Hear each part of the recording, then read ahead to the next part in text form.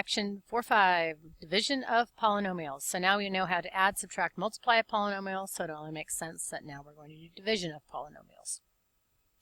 So sometimes you have really simple polynomials that you can just take common factors out of and simplify. So if we had something like 3x squared plus 6x plus 9 over 12x minus 15. Okay, well, we can easily see that 3 is a factor of all of those. So we have 3 times x squared plus 2x plus 3 over 3 factors out of that, also 4x minus 5, and then the 3's would cancel. So that's a pretty simple simplification of just something similar to a fraction. But when you have long division of polynomials, you're actually using those to find the different factors and therefore the solutions of your polynomial. So one thing you need to remember is that if I have a factor, okay, say we factor out x squared plus 8x plus 15, and we factor that, but then I use those factors in order to actually solve them, which is what the end of 4-4 was. Now I'm going to set each of those factors equal to 0 and solve them. So I would have x plus 3 equals 0, which means x equals negative 3, and x plus 5 equals 0, which means x equals negative 5. So those are actually my solutions. And the solutions are going to come in play when we are using the synthetic division down below. When you're doing long division of polynomials, when you're using that method to divide, you are going to use the factors in order to divide. Okay? So you're going to set this up exactly as if you would set it up as a long division problem. You're going to put your divisor outside, and you're going to have x3 minus 4x squared plus 2x plus 5 inside.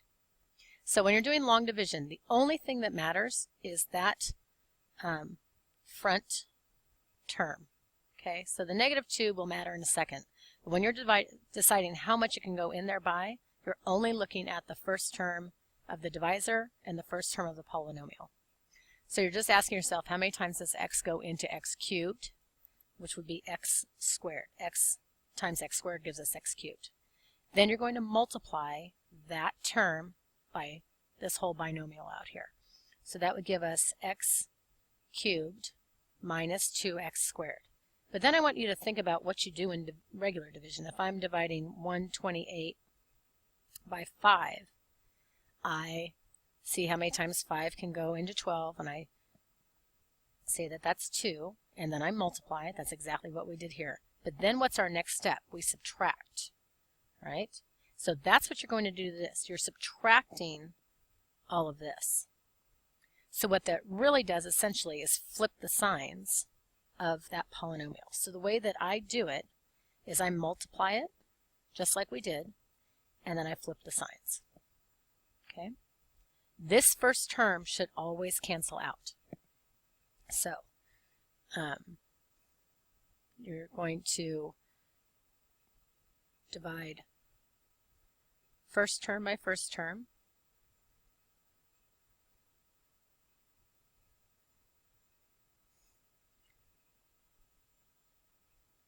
Multiply by the divisor, which is this term out here.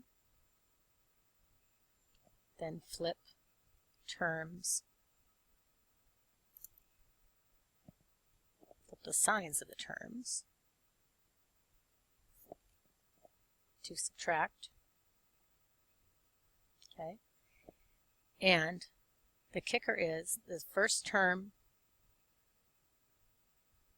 has to cancel. If it doesn't, then you haven't divided correctly. Okay, has to cancel out. So now let's combine those two. So x cubed minus x cubed is gone. That's what we want. Negative 4x squared plus 2x squared to be negative 2x squared plus 2x. And you need to bring that next term down. The 5 we don't need to worry about in this step. You just bring each term down one at a time, just like you do in regular division. Now you're going to repeat those steps again, but now you're going to look at first term out here, which is our x, and the first term of that next line. So I've got x going into negative 2x squared. So that goes in negative 2x. Double check that. Negative 2x times x is negative 2x squared. Negative 2x times 2 is is positive 4x. Now our next step is we have to flip those signs. So that becomes a positive, that becomes a negative. Now negative 2x squared plus 2x squared cancels out. I have 2x minus 4x, which gives me negative 2x. And now I need to bring down that 5 and repeat it one more time. So negative 2x divided by x is just negative 2.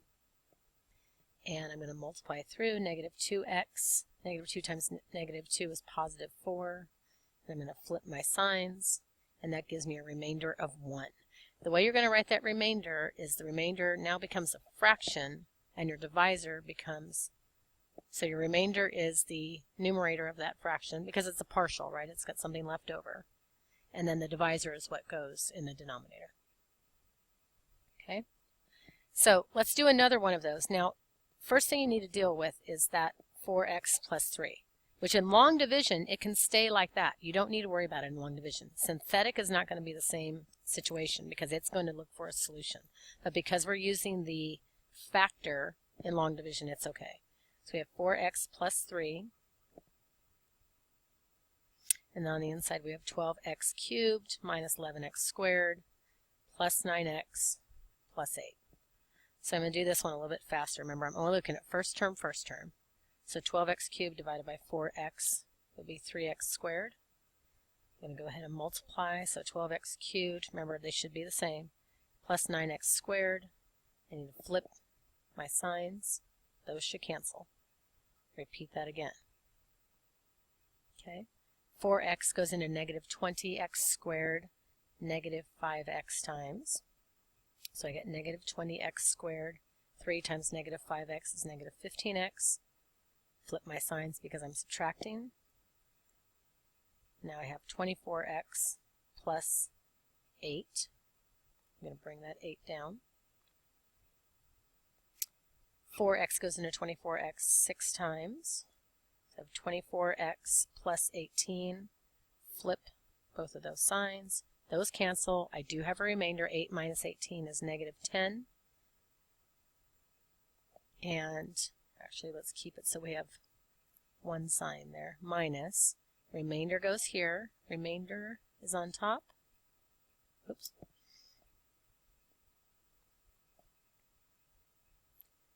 Over the divisor, which is this factor that we were dividing by. 4x plus 3. Okay, so that's long division. And it's necessary sometimes, but let's show you what option number 2 is, which is synthetic division. So, synthetic division works just like we did synthetic substitution. You need all of your terms accounted for and in descending order. Okay? The difference now is instead of using that factor, you're going to use the solution. So if we know that x minus 2 is the factor, then to solve it, we need to set it equal to 0 and solve.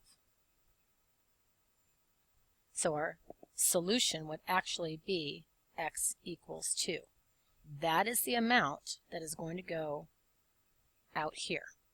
So one of the differences between synthetic substitution and synthetic division is synthetic substitution was trying to get us our final answer. Synthetic division, on the other hand, is trying to make our polynomials smaller so that we can find all of our solutions. Okay, that's a big difference. We'll talk about that more in class. So now, same thing, we're going to list our coefficients right across. So I have third degree, second, first, and 0. So I've got all of that. Now I need to just list my coefficients. So if there's nothing there, that's a 1, negative 4, 2, and 5.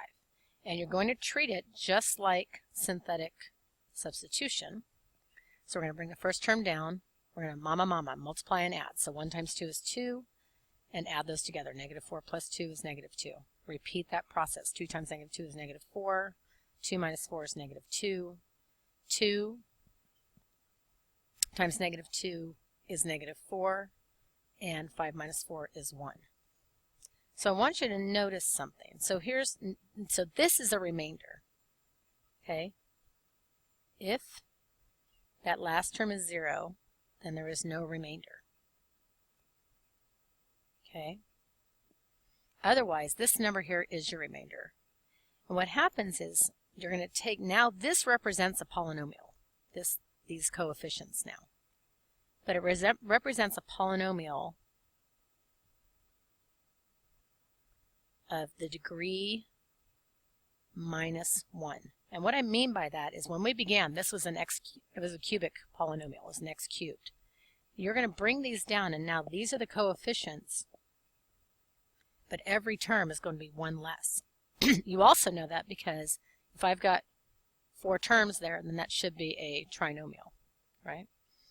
So I should have 1x squared minus 2x minus 2 plus 1 over, and whatever my divisor was, which was the factor, that x minus 2.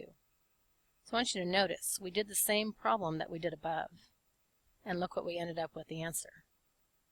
Okay? X squared minus 2x minus 2 plus 1 over x minus 2. 1x squared minus 2x minus 2 plus 1 over x minus 2. Okay? Okay, for example number 4, I've actually flipped on the back. You can certainly do it on your own. I just need a little bit more room than that. Okay, so now the problem is you've got synthetic division works the best when that leading coefficient of the divisor is 1. Okay, really works the best with that. It's very easy. It is still very doable when you have a leading coefficient out here of that divisor that's not 1, but what you have to do is make it so that it is 1. So in order to get that 4 out of there, I would need to divide everything by 4, or what I'm really doing is also multiplying by 1/4. Okay, so that being said, you would have x plus 3/4 as your divisor. If I set that equal to 0, that means my outside number is going to be negative 3/4. Okay, so that's coming outside. Now all of these numbers in here, I have to multiply by 1/4 or divide by 4. And yes, you're going to have fractions, and just see how this works out. So 1/4 of 12 is 3, minus 11 divided by 4, or 11 times 1/4 is just negative 11/4, plus 9 over 4,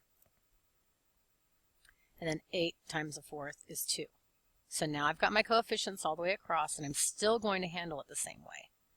So I bring that 3 down. So 3 times negative 3 would be negative 9/4. Now if I add those up, I have negative 20/4, but that's really negative 5. Okay, so negative 5 times negative 3 is 15. 4 on the bottom. 9 plus 15 is 24/4, but that is really 6. And then 6 times negative 3 is negative 18 over 4. Well, 2 is the same as 8 over 4. That's our equivalent. If I want it to be fourths, I just multiply that whole number by that same denominator. 8 divided by 4 is 2, so those are equivalent. And now 8 divided by negative 8, or sorry, 8 minus 18 is negative 10/4. Okay? But remember what we did. If we divided everything by 4, now we're going to have to multiply that to get that remainder out of there. So you're going to end up with negative 10 over, my original divisor was 4x plus 3.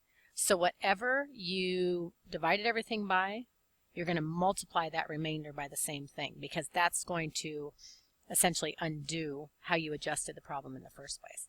And let's check what we have now. Now we're going to adjust each of our exponents by 1.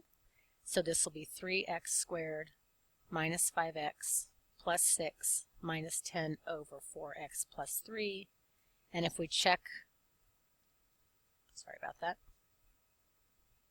if we check our long division problem example number 2, we'll see that we ended up with the same exact answer.